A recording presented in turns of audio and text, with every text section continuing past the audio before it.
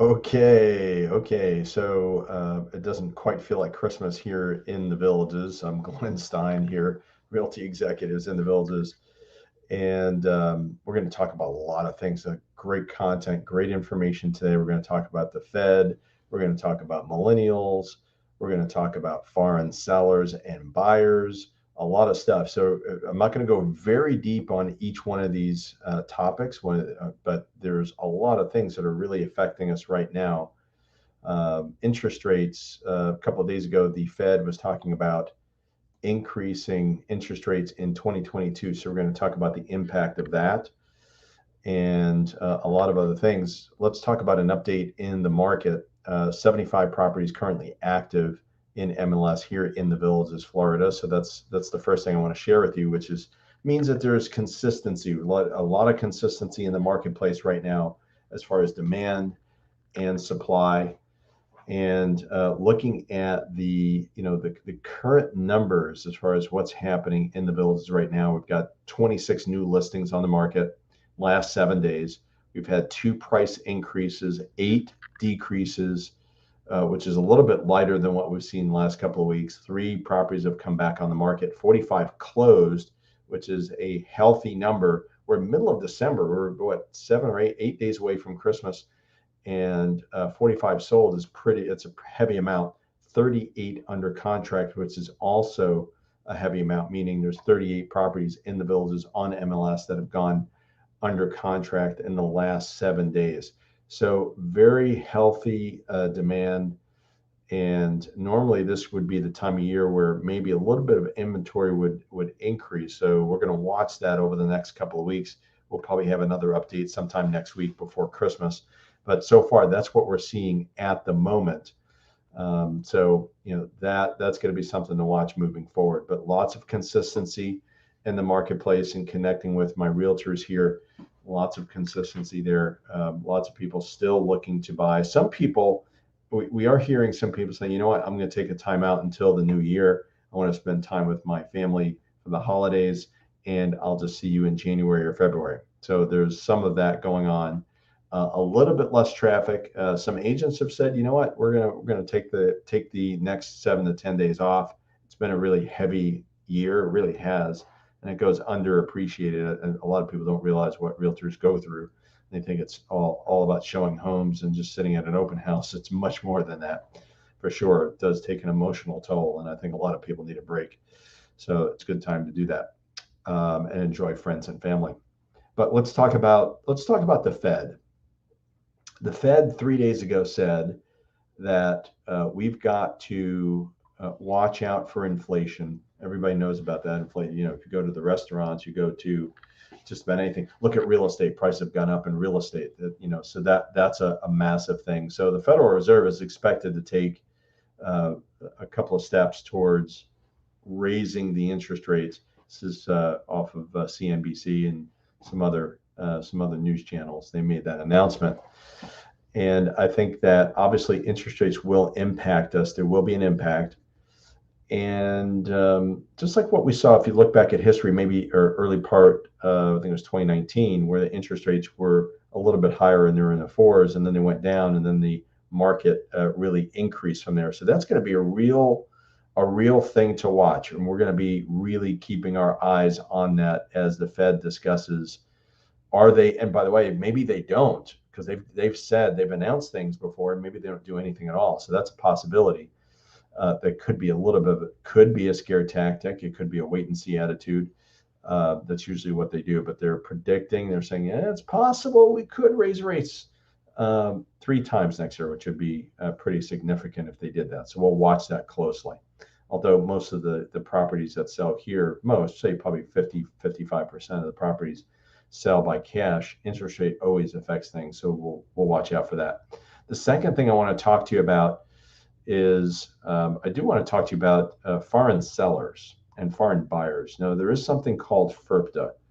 And look, if you're buying a property, here's the thing you need to watch out for. And if you are a U.S. citizen, you need to realize that if the property you're buying, the home that you're buying, is owned by a non-U.S. citizen, And it doesn't matter how you're buying it, whether it's, you're going straight to the owner or you're buying through us or buying through VLS.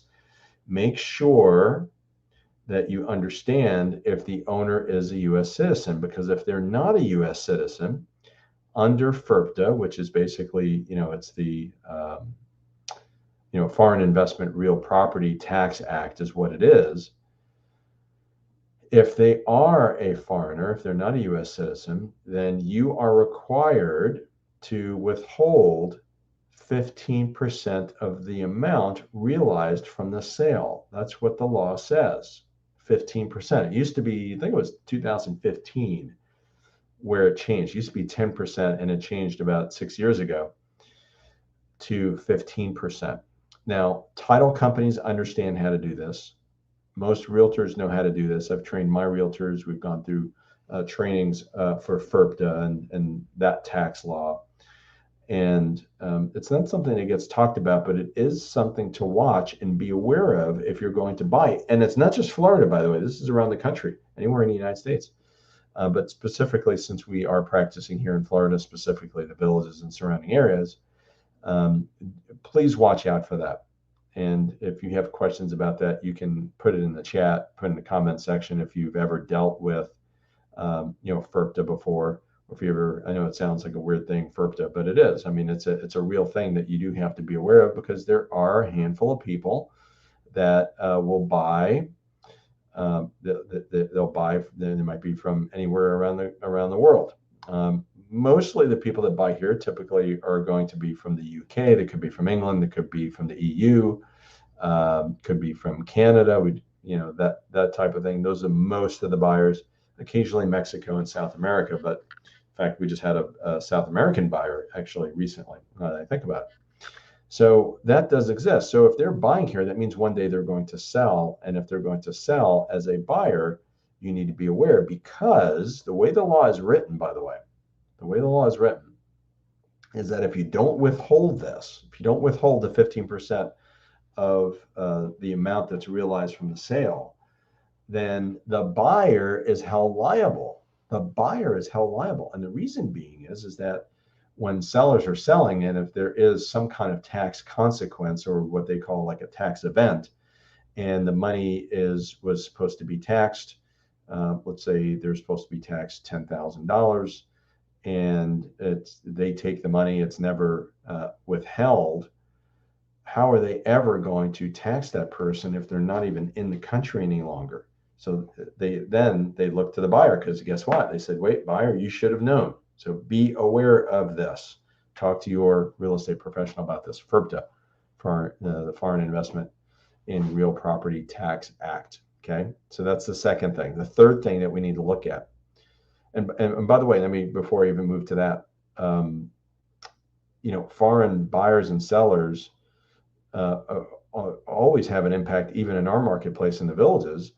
Last year, beginning part of last year, a lot of the Canadians were having to go back home because of the health protocols. And now what we're seeing is that they're actually here now. We're seeing more traffic from folks from Canada and folks from the UK, which is very nice to see y'all. I'll use the Southern slang. And it's nice that you're here and enjoying this wonderful weather. I'm looking at almost blue skies here right now, looking out the window. But it's a great opportunity for people to vacation here, and we get a lot of seasonal people that own property here, and maybe they rent it out or they stay here during the season. We get a lot of tenants because we do long-term and short-term rentals here at Realty Executives. And by the way, if you have questions, feel free to call me. Many of you have called or texted me in the last couple of months and had questions about various things. So my number is 352-572-3796, 352-572-3796. And also please subscribe as well, and you'll be notified of any updates. And if there's something you want to hear about, just let me know.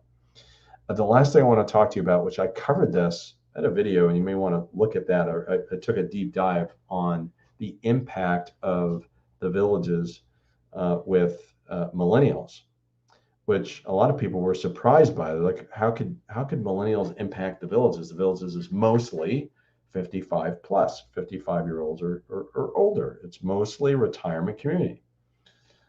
And the reason that millennials impact, really millennials or anybody else, we're all impacted because when a property goes up on the market in Wisconsin or in Michigan or anywhere up north or anywhere that people are coming from, which is there's a lot of places that people are coming from to move here. The people that are buying those homes are typically millennials, and that makes their home easy to sell. Hence, they can more easily and more readily can they buy a property here in our area. So millennials being now the largest group, they're actually outnumbering baby boomers. If you look at this, baby boomers used to be the largest part of the population in the U.S., and now we're looking at millennials having the largest portion of the population. One of the things that was taking place, and actually, if you look at this, there is an article, look at it for yourself, in the Wall Street Journal that kind of was talking about this. And I won't say I'd forgotten about it, but one thing that I had been obviously I've been aware that obviously millennials have impacted our marketplace because I did talk about this, but I did kind of put it on the side because the market has. We had a crazy first 6-7 months, but then it kind of tapered off a bit. And then this popped up in my feed that millennials are supercharging the housing market, right? It's talking about the generation that supposedly didn't want to buy things, right? They were renting or they were staying in their parents' basement, that type of thing. They just didn't want to own, and there was that whole thing. Here's the thing that is really interesting about this, right? Like, check out the article in the Wall Street Journal, because I think that's, something that I think you'll find pretty interesting.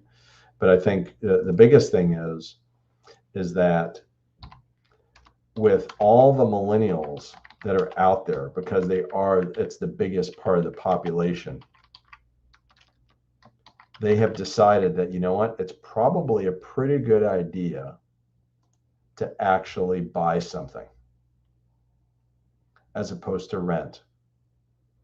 And it's a whole movement. They're getting into the age because they actually most people are waiting to start families later. So now they're in their 30s, they're starting families and saying, we want a safe environment. We want an environment that's predictable. We don't want to have to worry about, and by the way, this is also, I didn't see this in the article, but I suspect is an impact. The properties that they were renting were probably being sold because the owners were like, wait a second, I can really cash out and maximize this. So they wanted to develop some stability. That would be my take on this as well. So stability, and as we know that, for the folks that are, older than millennials, that, you're mostly stable when you own your home and you own it free and clear. And, the only thing you have to worry about is taxes and insurance and, maintenance. There's a little bit of freedom behind that, and that's kind of the American dream. So I think that's what we're seeing with millennials. People are in that older than 25, young 40 and younger age group. That's what we're seeing. So that means that we're seeing it's a conflicting story. Think about this for a second. We got plenty of foreigners that are moving into our area. Some people are wanting to move into the States. We're also seeing, and also with all the health protocols, it's kind of an interesting dynamic there. What's going to happen there? We're going to see more people from outside the states move here to the villages. We're also seeing some signaling for 2022 that the Fed is going to raise rates. Okay, interesting. We would think, okay, that's going to slow down the market. And then on the opposite side, we see the millennials buying like crazy, not only for interest rates, but just for family reasons. So demand is picking up, but we also suspect that demand could be tapering a little bit because of the interest rates going up as well. So it's going to be very fascinating. I feel like a weatherman. We're seeing a cool front and a warm front come together, and what's going to happen? I guess that's when the weather gets weird. So that's going to be very fascinating moving into next year. Be very interested in seeing what your comments are. What do you think? What do you think is going to happen based on all the things that are happening in our world right now. So fascinating. But if you have questions, let me know. We'll probably have one more video, one or two more videos between now and Christmas and the end of the year. So we'll definitely tackle that. And of course, please subscribe, check out our website if you are looking to buy. And if you have questions, you know how to connect with me. We'll talk soon.